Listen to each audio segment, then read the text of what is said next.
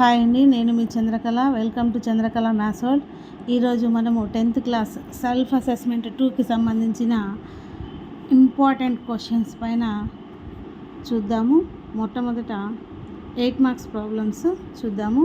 First problem, find the coordinates of the points of trisection of the line segment joining -3, -5 and -6, -8. ఈ points రెండు points AB అనుకుంటే first of all మనము ప్రాబ్లంకు తగ్గట్లు ఫిగర్ని draw చేసుకోవాలి. ఇచ్చిన పాయింట్స్ని AB అని అనుకుందాము. AB ట్రైసెక్షన్ మీన్స్ ABని 3 పాయింట్స్గా మూడు సెక్షన్స్గా డివైడ్ చేయాలి. సో 1, 2, 3. సో CD అనే పాయింట్స్ని పెట్టుకున్నాము. C దగ్గర కానీ గమనించినట్లయితే here C divides the AB ratio in A to C distance is 1 and C to B distance is 2. So the C ratio is 1:2. Here D is A to D distance is 2, D to B distance is 1. So D ratio is 2:1. Now we will find the values of C and D. Here C divides AB in the ratio 1:2. So here 1, 2 are M:n. C equal to the formula, section formula is mx2 plus nx1 by m plus n, my2 plus ny1 by m plus n. Now we will substitute the values x1 y1, x2 y2 like this. 1 into -6 plus 2 into -3 by 1 plus 2, 1 into -8 plus 2 into -5 by 1 plus 2. -6 by 3, -8 -10 by 3, -12 by 3, -18 by 3. 3 1s are 3 4s are 3 1s are 3 6s are. So the answer is -4 and -C. The C value is -4 and -6. Next, the D value. Here D divides the AB in the ratio 2:1. Now the same formula, section formula, D equals to mx2 plus nx1 by m plus n, my2 plus ny1 by m plus n. 2 into -6 plus 1 into -3 by 2 plus 1. 2 into -8 plus 1 into -5 by 2 plus 1.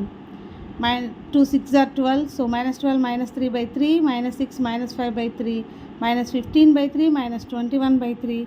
3 1 is 3, 3 5s are 15, 3 1 is 3, 3 7s are 21. So -5, -7 is D. Now we know the values of D and C, the points. This is the first problem. And next, second problem. Find the median of the given data. Weight in kgs, number of patients. 40 to 45. These are the class intervals and these are the frequencies. Now we will find the median. We will write the class intervals, frequencies as it is.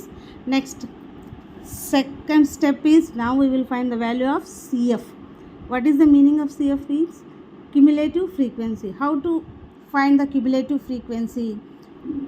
The frequency value, first value, write the first value as it is, CF. Next, we will add the F value. 2 plus 3, 5. We will get 5. Next, 5 plus 8, we will get 13. 13 plus 6, 19. Like this, we will add these numbers. The last and final number is n. First of all, we want to find out the value of n by 2. And here n is 30. 30 by 2 is 15. 2 1 is 2. 2 15s are 30. Next, the height of the class interval. 50 minus 40, 55 minus 50. ఏదైనా తీసుకోవచ్చండి. ఏ value తీసుకున్నా కూడా height అనేది 5గా వచ్చింది మనకి. Next, n/2 value find out చేసిన తర్వాత ఈ 15 అనేది CF వాల్యూస్లో ఎక్కడుందో చెక్ చేసుకోవాలి. ఒకవేళ అదే వాల్యూ లేకపోతే నెక్స్ట్ హైయెస్ట్ నెంబర్ 15 కంటే కొంచెం పెద్దదిగా ఉన్న వాల్యూని సెర్చ్ చేసుకోవాల్సి ఉంటుంది. ఇక్కడ 15 కంటే పెద్దది అంటే 19 ఉంది. ఈ లైన్లో మనము ఎఫ్ని ఎల్ని గుర్తుంచుకోవాల్సి ఉంటుంది. ఎప్పుడు n/2 వాల్యూ ఏదైతే ఉందో దానికంటే కొంచెం పెద్ద వాల్యూ ఉండే లైన్లో ఎఫ్ని ఎల్ని ఫైండ్ అవుట్ చేసుకోవాలి. మనం ఇలా రౌండప్ చేసుకొని గుర్తుంచుకున్నట్లయితే ఈజీగా సబ్స్టిట్యూట్ చేసుకోవచ్చు. నెక్స్ట్ ఎఫ్ ఎక్కడైతే గుర్తించుకున్నామో దాని యొక్క ముందు లైన్లో సిఎఫ్ని గుర్తించుకోవాల్సి ఉంటుంది. So here F is 6, L is 55 and CF is 13. The median formula is L plus n by 2 minus CF by F into H. 55, L value is 55, n by 2 15, CF is 13 by 6 into 5. Now substitute this value. ఇక్కడ మనం గమనించినట్లయితే 55 plus 5/3 వచ్చింది. మనం దీన్ని LCM లాగా చేసి వేయడం ఇదంతా ఎక్కువ పని అవుతుందన్నమాట. దాని బదులు ఏం చేద్దామంటే ఫస్ట్ ఆఫ్ ఆల్ ఈ ఫ్రాక్షన్ని మాత్రం వాల్యూ ఫైండ్ అవుట్ చేసి యాడ్ చేసేసుకుంటే సరిపోతుందన్నమాట.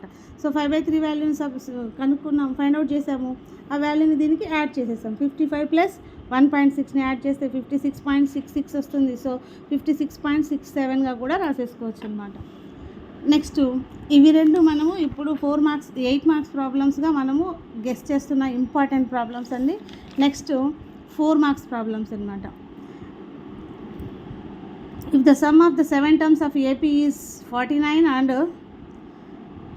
that 17 terms is 289, find the sum of n terms. S7 ఇచ్చారు, S17 ఇచ్చారు, Sn వాల్యూ ఫైండ్ అవుట్ చేయాలంట. First of all we will write the value of Sn, n/2 formula అనమాట. n/2 into 2a plus n minus 1 into d.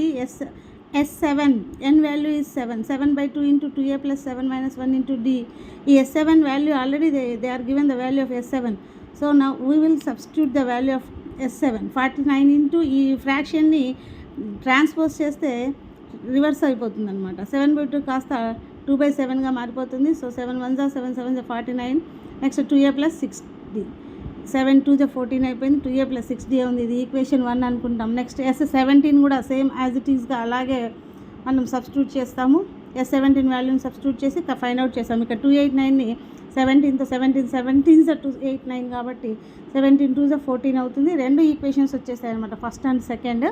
ఈ రెండు ఈక్వేషన్స్ని solve చేస్తే D value వచ్చింది. Second ఆ D వాల్యూని తీసుకెళ్ళి మనం ఏదో ఒక ఈక్వేషన్లో 1 కావచ్చు 2 కావచ్చు సబ్స్టిట్యూట్ చేస్తే ఏ వాల్యూ వస్తుందన్నమాట. ఈ రెండు వాల్యూస్ని యూస్ చేసి ఎస్ఎన్లో సబ్స్టిట్యూట్ చేస్తే మనకి n/2 ఎస్ఎన్ అంటే జస్ట్ ఫార్ములాని n/2 into 2a plus n minus 1 into d substitute చేస్తే 2 క్యాన్సల్ అయిపోయింది. మళ్ళీ n/2 ఇంటూ 2n వచ్చింది. 2 క్యాన్సల్ అయిపోగా n ఇంటూ n స్క్వేర్గా మిగిలిపోయింది అనమాట. ఇది 4 మార్క్స్ ప్రాబ్లమ్కి గెస్సింగ్ ప్రాబ్లం. ఇది ఇంపార్టెంట్ ప్రాబ్లం అండి. Next rhombus problem. Rhombus vertices ఇచ్చేసి ఏరియా ఫైండ్ అవుట్ చేయమని చెప్తున్నారు. ఇది కూడా 1 of the 4 marks important problem. So rhombus area already మనకు తెలుసు, ½ ఇంటూ d1 ఇంటూ d2 అని. ఫస్ట్ ఆఫ్ ఆల్ ఫిగర్ని డ్రా చేసుకుంటున్నాం. ABCD అనేసి మనం ఆర్డర్ ఎలా అయినా తీసుకోవచ్చండి. అయితే ఎక్కడ తీసుకున్నామో అక్కడికి ఎండ్ అవ్వాలి. ABCD ఇలా అయినా తీసుకోవచ్చు, ABCD అని ఇలా అయినా తీసుకోవచ్చు, ఎక్కడైనా తీసుకోండి. కాకపోతే కరెక్ట్గా మళ్ళీ అక్కడికే వచ్చి ఎండ్ అయ్యేలాగా తీసుకోవాలన్నమాట. ఈ ACBD డిస్టెన్సెస్ మనం ఫైండ్ అవుట్ చేయాల్సి ఉంటుంది first of all. So AC డిస్టెన్స్ను ఫైండ్ అవుట్ చేద్దాం. AC distance formula is √(x2 - x1) whole square plus y2 - y1 whole square. ఏ దానికైనా the distance between any 2 points అంటే ఈ ఫార్ములా గుర్తుండాలన్నమాట. సో సబ్స్టిట్యూట్ చేస్తే ఒక వాల్యూ వస్తుంది. నెక్స్ట్ డయాగోనల్ BD అనేది కూడా ఫైండ్ అవుట్ చేస్తున్నాము. ఇవి రెండు వచ్చాయి. ఇప్పుడు ఏరియాలో సబ్స్టిట్యూట్ చేస్తున్నాం. రాంబస్ ఏరియాలో 1/2 ఇంటూ √32 ఇంటూ √72 వచ్చింది. 32ని 2√8 72ను 3√8గా రాసుకున్నాము. 2 క్యాన్సిల్ చేసేసాము. √8 ఇంటూ √8 8 అయిపోద్ది. 3 8 24. అదర్వైజ్ మనం దీన్ని ఇలా రాసుకొని కూడా మనం ఫైండ్ అవుట్ చేసుకోవచ్చు అండి. వాల్యూస్ని ఎలా అయినా ఫైండ్ అవుట్ చేసుకోవచ్చు. ఇది కూడా 1 of the important problem. Next if the points ABCD are the vertices of parallelogram taken in order find the value of P అన్నమాట. ఇది కూడా 1 of the important problem for 4 marks అండి. ప్యారలోగ్రామ్ డ్రా చేసుకున్నాము. ABCD ఇందాక చెప్పినట్లు ఎలా అయినా ఒక పర్టికులర్ ఆర్డర్లో మనము మెన్షన్ చేసుకోవాల్సి ఉంటుంది. తర్వాత ఇప్పుడు ప్యారలోగ్రామ్ మిడ్ పాయింట్స్ ఈక్వల్ చేసుకున్నట్లయితే మనకు కావాల్సిన వాల్యూ అనేది P అనేది వస్తుందన్నమాట. Mid point formula is x1 + x2/2 y1 + y2/2. So ఈ ACకి x1 y1 x2 y2 గుర్తుంచుకోవాలి. BDకి x1 y1 x2 y2లు గుర్తుంచుకోవాలన్నమాట. వాటిని ఇక్కడ సబ్స్టిట్యూట్ చేసాము. సబ్స్టిట్యూట్ చేసిన తర్వాత ఇదేమో 6 + 9/2 1 + 4/2 వచ్చింది. ఇదేమో P + 8/2 3 + 2/2. నెక్స్ట్ గమనించినట్లయితే ఇక్కడేమో 15/2 5/2 వచ్చింది. ఇక్కడేమో P + 8/2 5/2. ఇక్కడ y యొక్క కోఆర్డినేట్స్ అనేవి ఈక్వల్గా వచ్చేసాయి కాబట్టి దీన్ని తీసేసి రిమైనింగ్వి మనం కావాల్సిన పీ ఫైండ్ అవుట్ చేయాలి కాబట్టి ఈ రెండింటిని ఎక్స్ కోఆర్డినేట్స్ని ఈక్వల్ చేసుకుంటే సరిపోతుంది అనమాట. సో 15/2ని p+8/2ని ఈక్వల్ చేసుకున్నాము. ఇక్కడ 2 రెండు డినామినేటర్స్ ఈక్వల్ చేసుకుంటే p+8 = 15, దెన్ p = 15 - 8 p = 7 వచ్చిందనమాట. ఇది కూడా one of the important problem అండి. Next median formula, mode formula కూడా ఇంపార్టెంట్, అవి కూడా బాగా నేర్చుకోండి. Thank you. మీకు కానీ నచ్చినట్లయితే సబ్స్క్రైబ్ చేసుకోండి, షేర్ చేయండి. థ్యాంక్ యూ అండి.